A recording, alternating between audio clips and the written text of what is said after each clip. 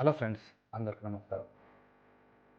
సంబల్ ఉత్తరప్రదేశ్లో ఉన్న ఒక చిన్న పట్టణం. ప్రశాంతంగా జీవిస్తున్న ప్రజల జీవితాలు ఒక్కసారిగా అల్లకల్లోలంగా మారిన రోజు. ఈ హింస ఎందుకు జరిగింది? ఎవరు బాధితులు? దీనికి బాధ్యత ఎవరిది? ఉత్తరప్రదేశ్లోని సంబల్ సాంప్రదాయాలతో నిండిన ఊరు. ఇక్కడి ప్రజలు అనేక సంవత్సరాలుగా మత సామరస్యంగా జీవిస్తూ వచ్చారు. కానీ ఇటీవల కొన్ని సంఘటనలు ఈ సాంఘిక సంప్రదాయాలకు ఎదురు నిలిచాయి.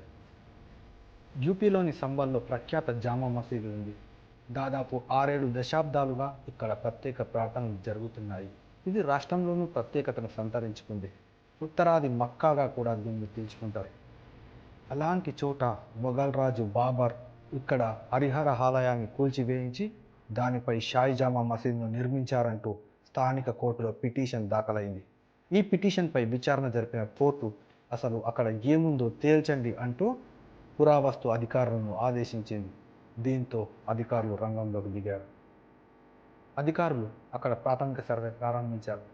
దీంతో తమకు ముందస్తు సమాచారం ఇవ్వకుండా హఠాత్తుగా సర్వే ఎలా నిర్వహిస్తారంటూ కొన్ని ముస్లిం సంఘాలు నిరసన తెలిపాయి. అంతే, ఒక్క పెట్టున ఎక్కడెక్కడి నుంచో వచ్చిన స్థానికులు చేతికందిన రాళ్ళు, చెప్పులతో అధికారులపై దాడి చేశారు. అధికారుల వాహనాలకు నిప్పు పెట్టారు.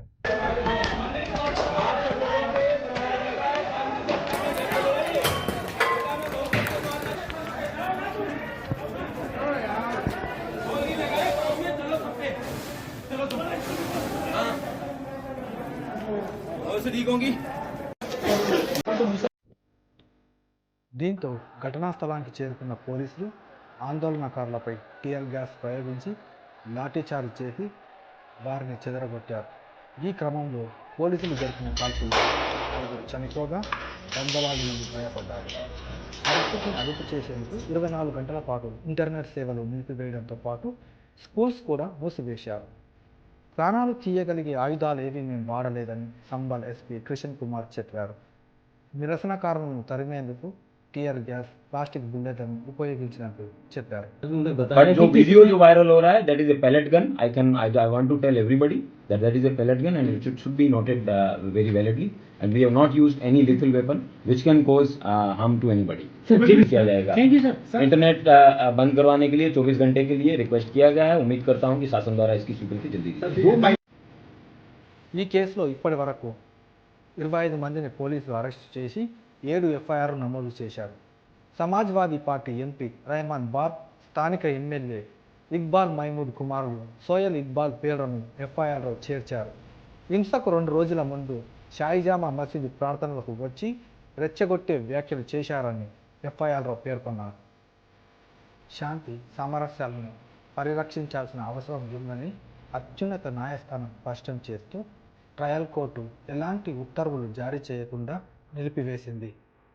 మత సామరస్యానికి శాంతి కమిటీలు పాటుపడాలని, అన్ని పార్టీలు సంయమనం పాటించాలని సంజీవ్ ఖన్నా సారథ్యంలో ధర్మాసనం కోరింది. రాష్ట్ర ప్రభుత్వం రాజకీయ లబ్ధి కోసమే ఈ హింసను ప్రేరేపించిందని ప్రతిపక్ష పార్టీలు విమర్శిస్తున్నాయి. ఈ ఆరోపణలను అధికార పార్టీ కొట్టివేసింది. చట్టాన్ని ఎవరు తమ చేతుల్లోకి తీసుకునే హక్కు లేదని, ఈ ఘటనపైన లోతైన దర్యాప్తు చేపడతామని యూపీ డిప్యూటీ సీఎం రాజేష్ అన్నారు. సంబల్ హింసాకాండలో బాధితులను పరామర్శించేందుకు లోక్సభ ప్రతిపక్ష నేత రాహుల్ గాంధీని అనుమతించకపోవడం బీజేపీ, ఆర్ఎస్ఎస్ రాజ్యాంగాన్ని ముక్కలు చేశాయంటూ కాంగ్రెస్ అధ్యక్షుడు ఖర్గే అంటున్నారు.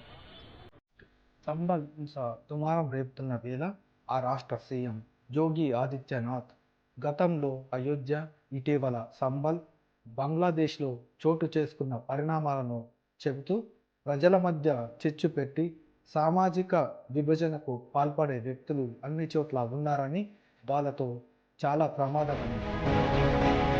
500 वर्ष पहले बाबर के एक सिपह सालार ने जो काम अयोध्या में किया था,